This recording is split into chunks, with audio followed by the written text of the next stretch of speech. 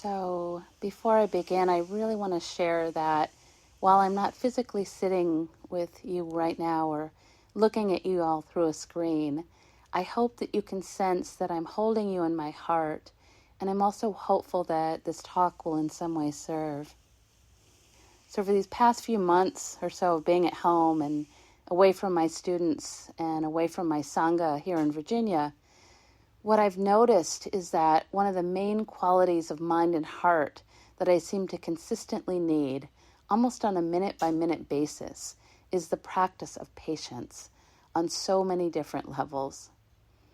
The most obvious of these, of course, is finding the patience to be with this situation that we all find ourselves in now, this unexpected, deadly pandemic, having really no idea about when it will end or when we can get back to work, back to our friends, our loved ones, our communities, back to life as we used to know it. Although, of course, we know that this will never really be the same either. As the great philosopher Heraclitus once told us, no man ever steps in the same river twice, for it is not the same river, and he is not the same man or woman as it is. And the truth is, none of us really knows what this is going to look like on the other side, or how we ourselves are going to change. And at the same time, there's also this ongoing need or call maybe for us to be patient with so many situations that are also happening all around us. Like all the things that are transpiring right now on a global level and on a national level. And of course, those situations that are continuing to happen in our own personal lives or with the other people in our lives. And on top of all of this, we might also be struggling with finding patience with ourselves, maybe struggling in some way with our own expectations for ourselves. Even if this means being impatient maybe with our own natural human emotions as they ebb and flow in ways that might be feeling surprising to us right now, all the different emotions. So you might even right now take a moment, if you will, to maybe close your eyes if that's available and just pause with me here for a minute. You might even take a nice couple of deep breaths or place a hand or both on the heart if that's helpful, just to tap in.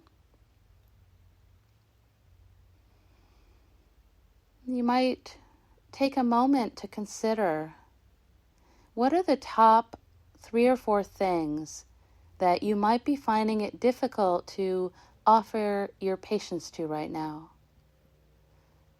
So maybe it's a situation in the pandemic, maybe it's a person, might even be yourself. Just whatever comes up. What am I feeling impatient about right now?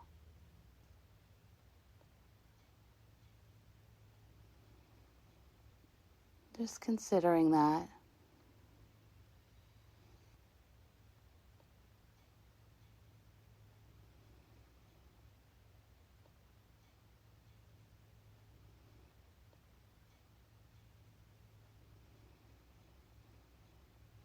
And as you continue, you might even begin to notice what it feels like and to be impatient. So what does impatience feel like in the mind, in the body, in the heart? And let yourself really sense this impatience. Let it be full so that you can see it.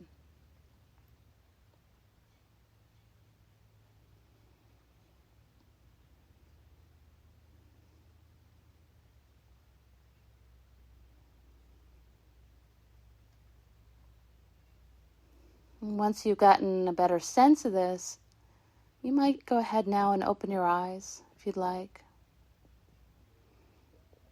As we know from the teachings, whenever we're able to shine a light on those places where we're struggling in some way, this is actually great news, because it's exactly how we can begin to work with it and then transform it. One of my very favorite Buddhist nuns on this planet, Pema Chodron, tells us this: patience is not learned in safety. It is not learned when everything is harmonious and going well. When everything is smooth sailing, who needs patience? There is no cultivation of patience when your pattern is just to try to seek harmony and smooth everything out. Patience implies willingness to be alive rather than trying to seek harmony. I just love that. In Pali, the practice of patience is called khanti, Khanti, and it's so important actually that it's one of what are called the 10 perfections or the paramis. And these are the Buddha's top 10 list, if you will, of qualities of mind and heart that are essential for us to nurture in order to reduce our suffering and to create more joy and freedom in our lives. The Pali word parami is actually related to another Pali word, which is paramam, which means something of foremost importance. So besides patience being of foremost importance, the other 10 paramis include generosity, morality, renunciation or letting go, wisdom, energy, truthfulness, determination, loving kindness, and equanimity or balanced awareness. All of which, by the way, we need actually when we're trying to work with patience. Many of you may know that according to Buddhist legend, it is said that the Buddha to be spent many lifetimes, over eons, perfecting these 10 qualities of mind and heart before becoming a fully enlightened Buddha about 2,600 years ago now. And as you might imagine, the way that he perfected this quality of patience was by continually facing his own impatience. And what he discovered along the way, again over lifetimes, is that there are 3 essential qualities or practices that can really be helpful when we're trying to develop better patience. These 3 include gentle forbearance, a calm endurance of hardship, and an acceptance of the truth. And I'll repeat those. Gentle forbearance, a calm endurance of hardship, and an acceptance of the truth. And because of this situation that we find ourselves in now, I'd like to start with that second aspect of patience first, the calm endurance of hardship. With this one, it's important to remember that endurance does not at all mean that we're being asked to be passive, okay? This isn't about stuffing anything or gritting our teeth or not doing anything or maybe giving up in despair. It's not that. Our patience here involves a real acceptance of whatever's happening, an honest recognition of the situation that we find ourselves in now, along with offering ourselves deep compassion for whatever we're experiencing. So this calm endurance aspect of our practice also involves being willing to calmly be with the frustration or the anger, sadness, grief, whatever it is, really allowing ourselves to actually feel it. So often when we're faced with anything unpleasant in our lives, our first tendency, of course, is to try to avoid the pain of it. We run, we hide, we fight, we maybe pretend it isn't there. All of which, ironically, of course, instead of helping, just makes it worse. And I find it so interesting to know that one of our main strategies for avoiding our feelings is to resort to blame. Interestingly, we tend to blame others, or we turn it around and we blame ourselves. It's almost this automatic response that involves a belief that somehow someone has to be responsible for this pain, this suffering. So instead of just feeling the pain of whatever's happening, we need to first find the responsible party. And of course, as we all know, this can just be never ending. So as a practice, we might even begin to notice how much energy we put into this, into blaming others or blaming ourselves. And this is one of those practices that can really be eye-opening.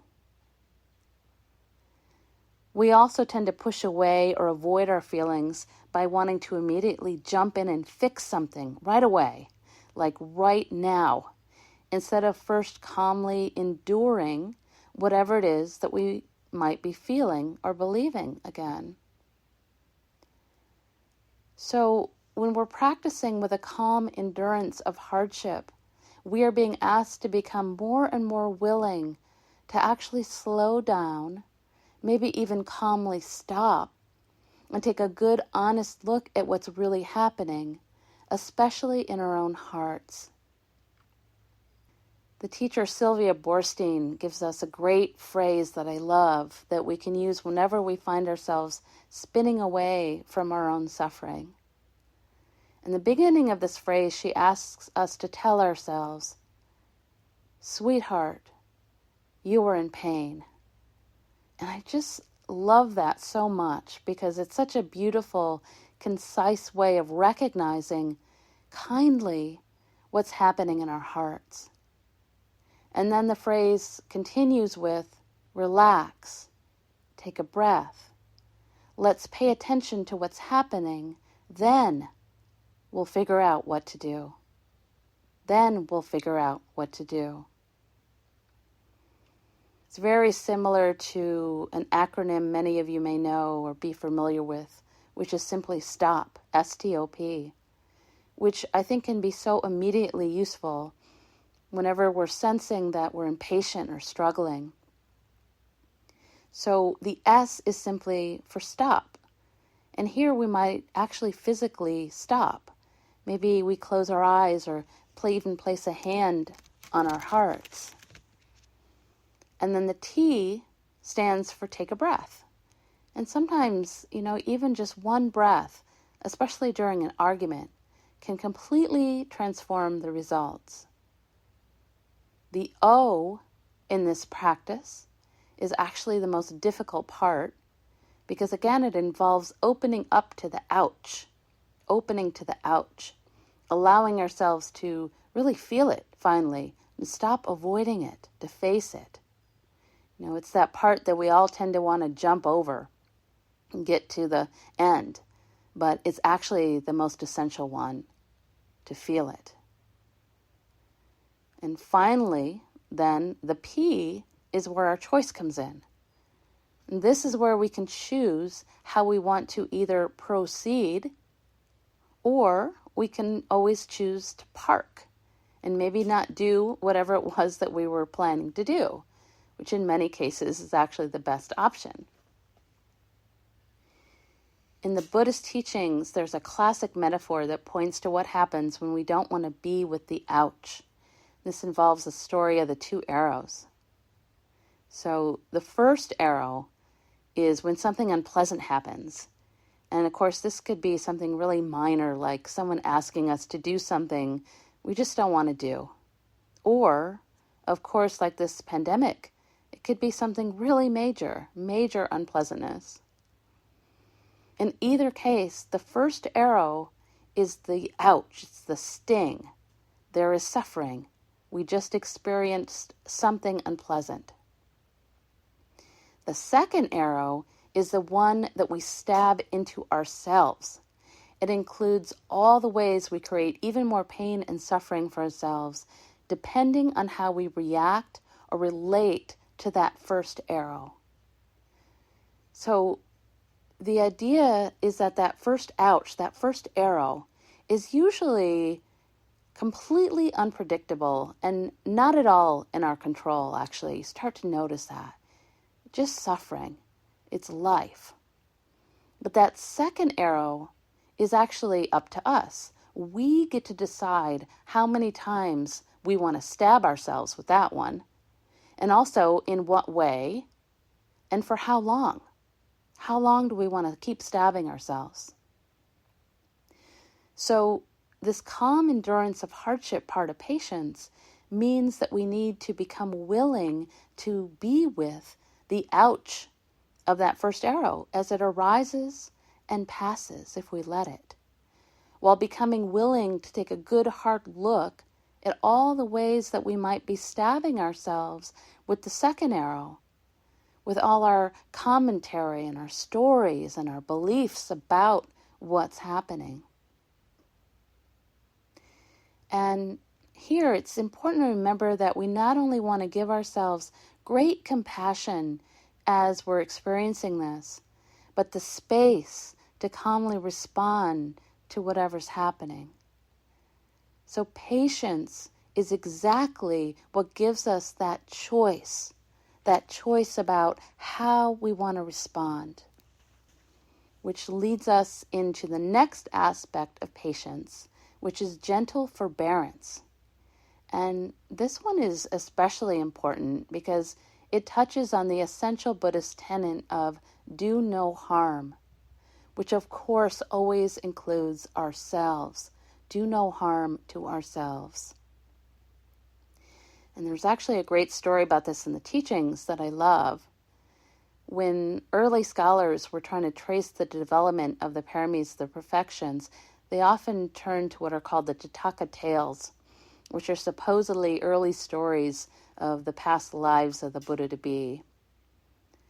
And one of the most popular of these is a story about a time when the Buddha was supposedly born as a great and powerful buffalo who roamed the Himalayas. So one day, apparently, as he stood in the shade of a tree eating, this monkey suddenly jumped down onto his back. And of course, in India, this wasn't really an unusual thing then, except this one decided to relieve himself right there on the buffalo's back, simply to annoy him. No other reason. And it didn't stop there. Every single time the buffalo returned to the tree, the monkey would just delight in tormenting this buffalo. He would swing from the buffalo's horns and laugh and take large, copious dumps on him and just generally be completely annoying. Meanwhile, a tree sprite living in a nearby tree was watching all of this. And in the Jataka tales, there are many, many tree sprites, and they all like to speak in verse. And apparently, after months of watching this, the tree sprite just couldn't take it anymore and yelled furiously at the buffalo for putting up with this monkey's obnoxiousness. And of course, all of this was spoken in verse, which I won't torment you with. But in essence, this sprite just couldn't understand while this huge, powerful buffalo just couldn't stomp this little monkey under its hooves and be done with it. But the Buddha-to-be replied that if he couldn't endure this little monkey's ill treatment, how could he ever develop and purify the qualities he needed for enlightenment? And if he killed the monkey, he also knew that he would never be delivered from pain or from what he called blood guiltiness. Blood guiltiness. So there are two lessons we can learn about patience here. The first is that the Buddha-to-be preserved his own heart and mind by not harming another being. He was delivered from pain and blood guiltiness. And if we think about it, don't our own harmful words or actions always sort of haunt us, don't they? At the time, of course, it feels like it's going to feel good to us in some way to get revenge or to do something harmful.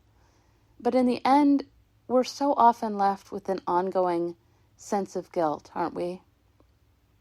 And as the Buddha so wisely suggests, it's just not worth the lasting pain of it.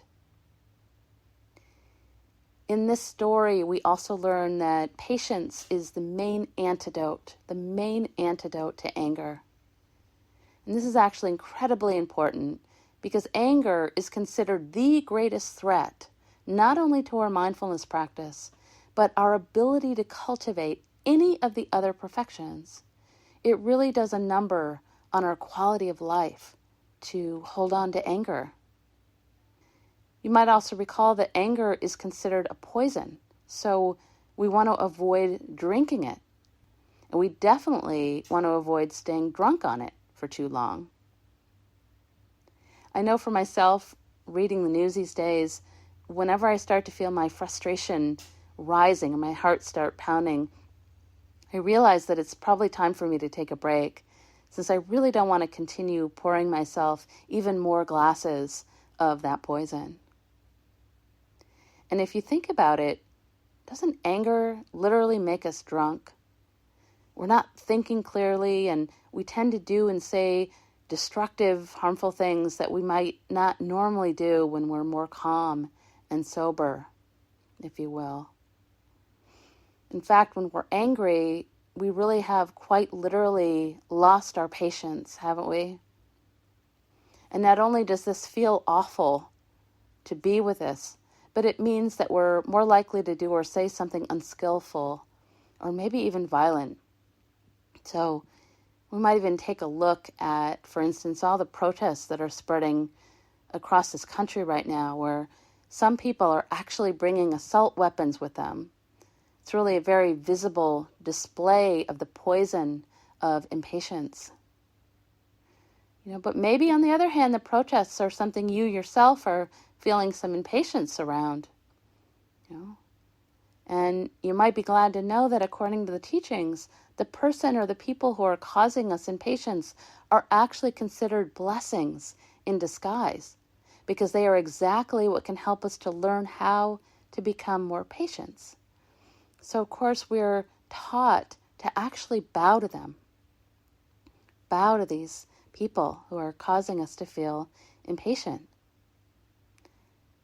Shantideva, the famous 8th century Buddhist monk and scholar, wrote this: "Those who cause me suffering are like Buddhas bestowing their blessings, since they lead me to liberating paths. Why should I get angry with them? People ask, don't they obstruct your virtuous practice? No, there is no virtuous practice greater than patience. Therefore, I will never get angry with those who cause me suffering. If, because of my own shortcomings, I do not practice patience with my enemy, it is not she or he, but I, who prevents me from practicing patience." Such good wisdom there. We might also recall the truth that, honestly, unfortunately, the only person that we can ever change is ourselves. And trying over and over and over to change someone else or other people really isn't going to do a lot of good, except to maybe bring ourselves and others more misery. Now, this is not to say that we cannot grieve the way it or this person is and feel the pain of it. It's important that we do so, actually.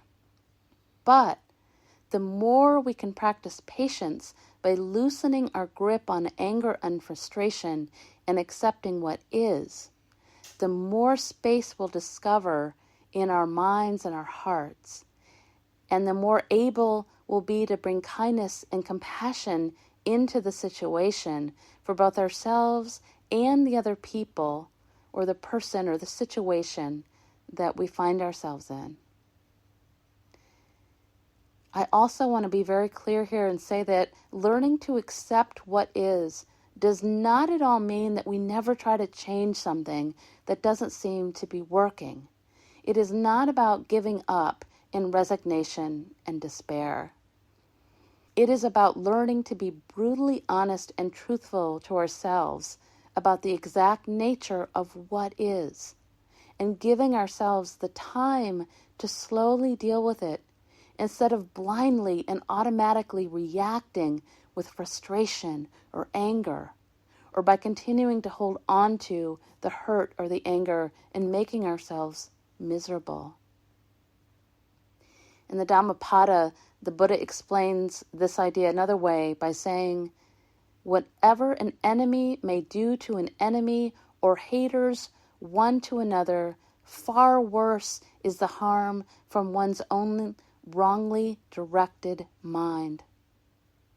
One's own wrongly directed mind. So, with this gentle forbearance aspect of patience, it's also helpful to remember and practice what is often called the sacred pause.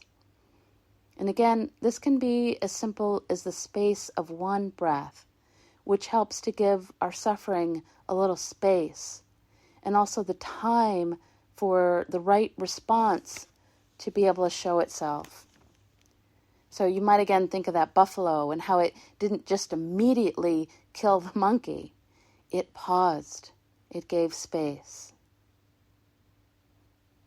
This gentle forbearance aspect of patience can help us to restrain ourselves long enough to determine the kindest, most compassionate, most skillful action in the moment.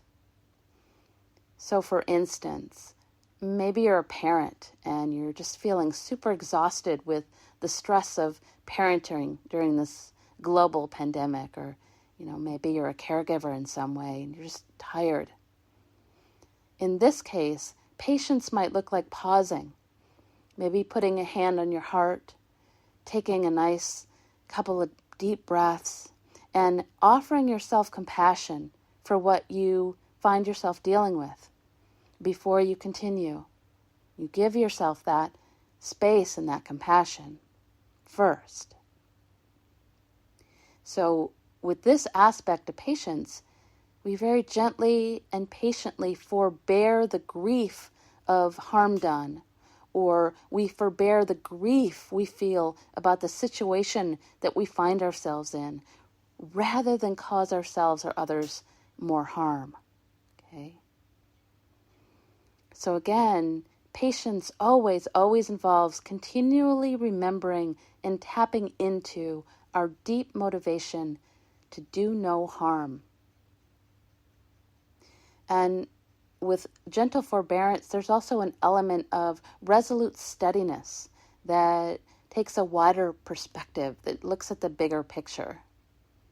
And the very best way, of course, that we can discover this wider view is by using our practice to return again and again to right now, to this moment in the present, just as it is, without any expectation. One of my favorite teachers, Frank Osaseski, describes this aspect of patience well, I think. He says, patience is different than waiting. When we wait, we are full of expectations. When we're waiting, we miss what this moment has to offer. Worrying or strategizing about what the future holds for us, we miss the opportunities that are right in front of us. Waiting for the moment of death, you miss so many moments of living. Don't wait. If there's someone you love, tell him or her that you love them. Allow the precarious nature of this life to show you what's most important, and then enter fully. Just the preciousness of the present moment. Which leads us to the third aspect of patience, the acceptance of the truth, which means that we accept our experience as it is, with all its suffering, rather than how we want it to be. Really hard. But it's helpful here, I think, to remember that anger or frustration is what we habitually experience whenever there seems to be a gap between what is and how we want it to be. It's actually the classic way that we suffer according to the Buddhist teachings. To paraphrase the teacher Adyashanti, whenever we battle with reality, we suffer. Whenever we battle with reality, we suffer. In the Zen tradition, there is a very famous 3-word phrase for this practice that I like to remember, which is simply, this is it. It's a very simple recognition, which is in itself a kind of acceptance.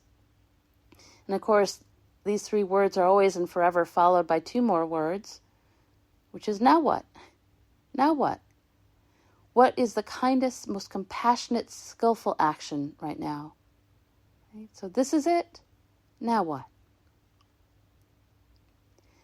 Many years ago, I used to offer students a magnet that had a quote on it from Carl Rogers. that said, "The curious paradox is that when I can accept myself just as I am, then I can change." And I like to think of that quote in a little different way now and add in other people or the situation in place of I. So it'd be, when I can accept others just as they are, only then is there a possibility of change. Or when I can accept the situation just as it is, only then is there a possibility of change. Clearly knowing, of course, that again, this change might not be in the situation or the other person. The real change might happen, though, within ourselves and with how we're relating to the situation or the other person, or even to ourselves. And for me, this aspect of patience also points to Bhikkhu Anayo's famous phrase, again another simple phrase that sums up the entire practice, which many of you know, is keep calmly knowing change. Keep calmly knowing change. And what he's pointing to here are the three characteristics of existence that we need to keep calmly knowing. These include dukkha, there is suffering, anicca, impermanence, everything is constantly changing, and anatta, no self, which means that we too are also constantly changing. And when we can begin to truly live in a way that allows us to keep calmly knowing change, we can start to let go of grasping so strongly to a fixed and solid idea of who we are, and our lives and other people or situations, how they're supposed to be, or how life is supposed to turn out, which in turn gives us so much more freedom and ease and space in our lives. And it opens us up actually to gratitude for what we do have, as well as the joy of possibility. So I think I'll end here and invite you to close your eyes if you'd like to, and breathe. And just listen to this poem I recently found by Elena Mikhalikova that I really think exemplifies the essence of how we kindly and calmly practice patience in the present. And she writes, "Grandma once gave me a tip. During difficult times, you move forward in small steps. Do what you have to do, but little by bit. Don't think about the future, not even what might happen tomorrow. Wash the dishes. Take off the dust. Write a letter. Make some soup. Do you see? You are moving forward step by step. Take a step and stop. Get some rest. Compliment yourself. Take another step, then another one. You won't notice, but your steps will grow bigger and bigger. And time will come when you can think about the future without crying." Namaste and blessings.